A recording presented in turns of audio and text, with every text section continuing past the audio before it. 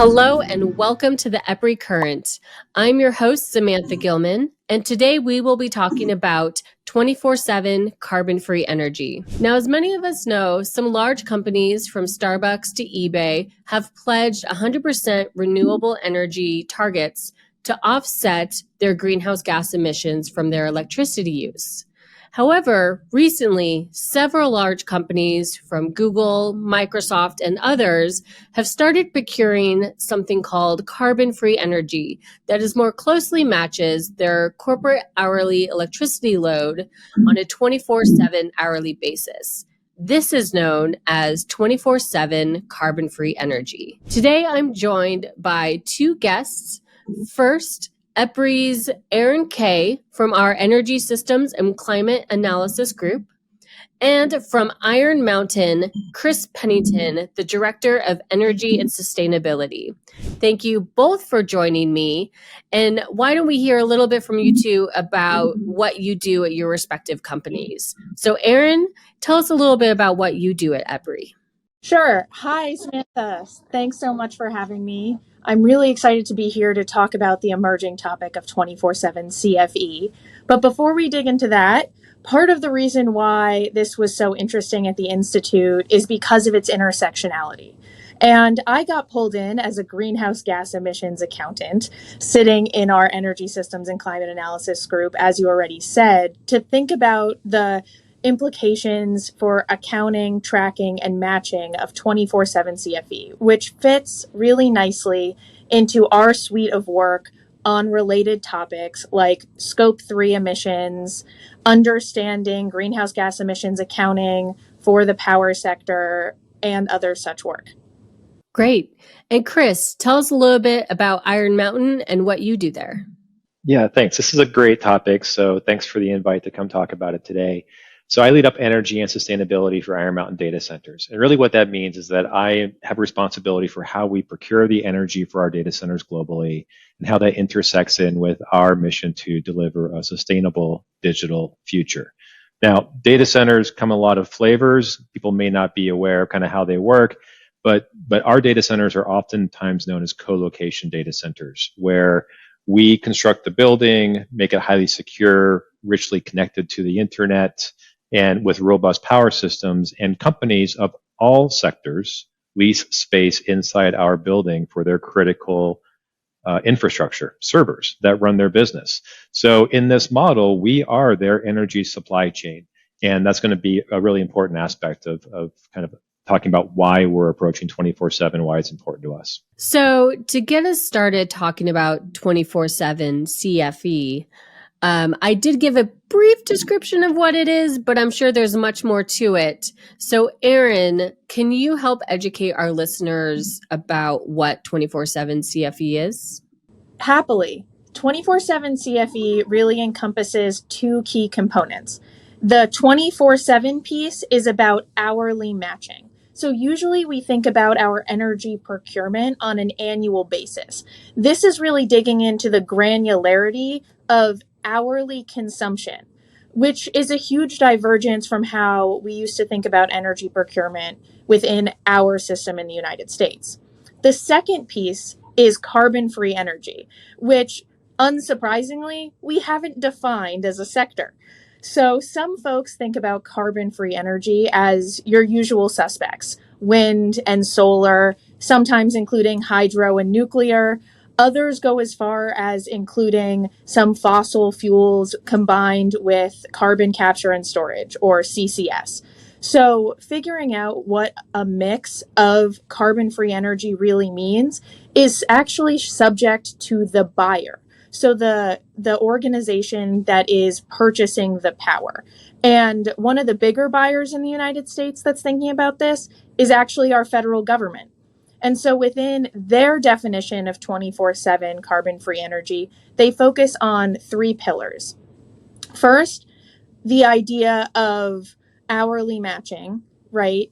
Second, the piece of whether or not it is new or existing assets. And so for them, they count existing assets, which means they can include things like nuclear. And the third piece is locally sourced. So the idea that the generation being purchased, that power is sourced within the same regional grid as the facility that is consuming the power. Interesting. I did not realize that there was a regional aspect to it. So thank you for educating me and our listeners on that. Chris, from the point of view of Iron Mountain, why is it important for companies like yours to look at and use 24/7 CFE, and why did you set that goal? Yeah, thanks. I think in a word, it would be our customers and a focus on our customers and helping them achieve their environmental goals. In that model that I described earlier, where it's our facility, we're securing the power for the site and distributing it to customers as they need it. We need to be delivering them clean power solutions that are helping them achieve the goals that they're going to set in the future for decarbonizing and not be a friction point for achieving those future goals. So the important point here is that companies that operate their servers inside our data centers recognize the energy footprint of their servers as their own scope 2 footprint. So our role as an energy supply chain now becomes very critical in helping them achieve their environmental goals. And I think the concept of 24/7 CFE is really the future of where impactful energy procurement is going to head. We've been in kind of chapter 1 of the journey where support for clean energy using kind of national RECs at any time of day has been very positive and has helped build out a tremendous amount of clean energy onto grids all around the world. Now we're entering chapter 2, and we're recognizing that it really matters where and when clean energy goes onto the grid and how we consume that energy. So the ability for us to collectively say, oh, well, I purchased as much clean energy in a year as what I used in a year was a great place to start. But ultimately, that's not going to help us get to even more progress for decarbonizing our grids completely, which is what we really do need to do. Something you mentioned made me think of a paper that we recently released that I was just looking at about onshoring. Is for quite some time, we offshored much of our manufacturing. And as we see companies bringing that manufacturing back onshore to the US, but also the emergence of data centers, there is going to be a real uptick in load in our grid. And so companies looking at this 24/7 carbon-free energy, it seems to me that this is a crucial time for that.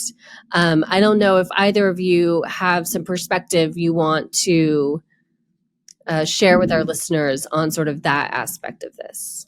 I'll jump in there real quick because I do see that we do see this like every day. If you really kind of take a step back and think about how over just really the last 10, 15 years, so much of our daily lives has moved from an analog format to a digital format.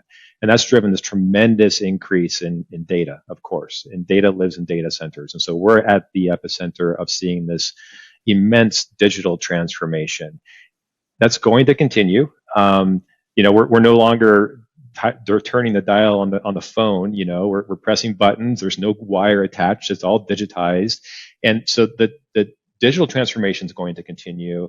And what we see now is that it's going to be enhanced through artificial intelligence in many applications across the board, and that by itself will just kind of drive the need for data up. And the need for data is synonymous with the need for energy. So we're on a journey of digital transformation across all sectors. Like nearly every business that I can think of has a growing digital footprint. That growing digital footprint lives in data centers. Data centers are ideally positioned to help decarbonize that piece of every company's environmental performance. And to pile on here to respond to the first part of what Samantha was saying, which I find to be equally as fascinating, because at the Institute we actually get to work with global stakeholders. So we get to think about, what does this mean for semiconductors in Taiwan as Google and the other big consumers mandate that down their supply chain things are produced with green power. And so it's taking that step beyond of just thinking, how do I power my own infrastructure, but also what do the policies that I put in place now as a company, how do those impact further down my supply chain? And then in response to that, we're seeing countries like Taiwan get really interested in this concept of 24/7 carbon-free energy as a means of accounting, tracking, and verifying the consumption of clean power within their manufacturing system. Speaking of energy procurement, Chris, tell us, how is Iron Mountain's 24/7 CFE procurement strategy similar to or different from other strategies being pursued by these large commercial and industrial customers? It's still early days in the energy procurement space regarding 24/7. Google really pioneered the concept and built a framework for us all to think about as in terms of how we go about executing on this. And we adopted that framework chapter and verse in 2021. So we've been on the journey for a while now, and Arin, very succinctly mentioned like some of the key pillars of it. It has to be local, it has to be time tracked, it has to be aligned with our consumption. So for us in the very early days of this, a year ago, when there was very limited resources, we struggled to get our hands around the data to know, okay, how much do we actually consume on an hourly basis? How much is being generated? How do these things fit and overlap? The good news is today there's actually an ecosystem of providers that are making this easy, quite honestly. So there are providers that can help take your hourly consumption, help you find access to clean power contracts that generate in a way that starts to approximate how you consume. And then you can start to identify, okay, where are the gaps? Do I change my consumption patterns to better line up with clean energy? Is that possible? How does storage maybe play in? So it starts with having good data on how you consume energy and the resources that are available to generate carbon-free energy, and then using that data to make new decisions. When we made the decision to pursue 24/7, it fundamentally changed the discussions that we have with our electric suppliers, our retailers, the whole network that supports us. And that was the important first step. And consistently the question goes, okay, well, how do you do that? And we didn't always know, and we still don't know how to get to 24/7 every hour of every day of the year with confidence yet, but we are making tremendous progress. We're figuring out where the gaps are. We have the data, and that will help drive more and more hourly matching, more and more decarbonizing over time. So given the feedback you two have had about this recent evolution of 24/7 CFE, larger corporations, companies moving in that direction, Arin, can you tell us a little bit about how EPRI is supporting this effort and our recent research efforts on that front? Yeah, of course. So at the Institute, we like to think about how we can bring technical rigor to any conversation we enter, which we started about a year and a half ago when we wrote a white paper on 24/7 carbon-free energy. The intent of the white paper was to level set on the topic. What is happening in the conversation? How do people define the terms? What kinds of technical instruments are people using to account and track? And where are big gaps? In June 2023, we were excited to launch the 24/7 Carbon-Free Energy Interest Group, where we have over 60 members representing 25 companies, both domestically and internationally. And there, what we are working to do is identify the biggest barriers and opportunities for power companies as they seek to implement or develop out strategies to meet 24/7 carbon-free energy demands. Part of those considerations include some things that Chris and I have already mentioned: data, accounting, tracking, matching, the concept of additionality, right? Are you building out additional resources or are you counting existing resources? How do you plan for 24/7 in your IRP process? But also some things like power supply agreements. How would you actually word a contract like this? And we're also interested in measuring impact.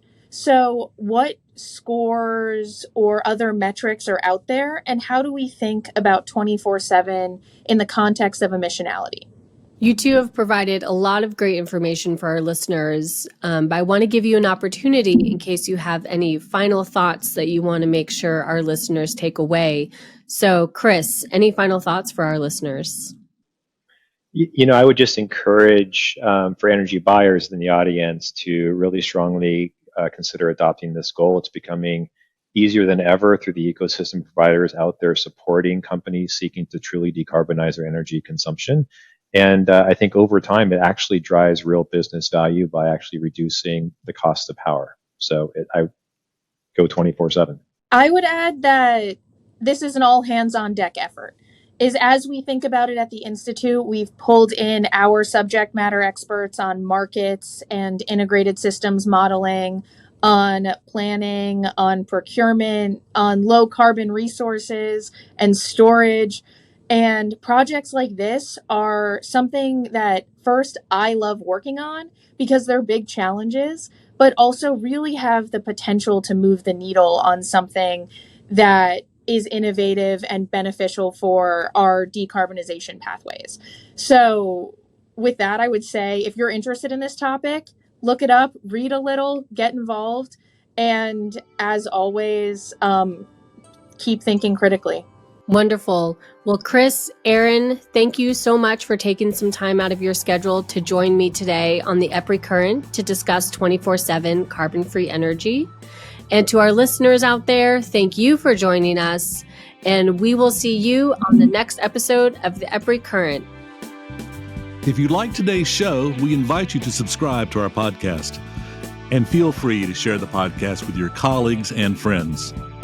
For more information about EPRI, please visit our website at www.epri.com.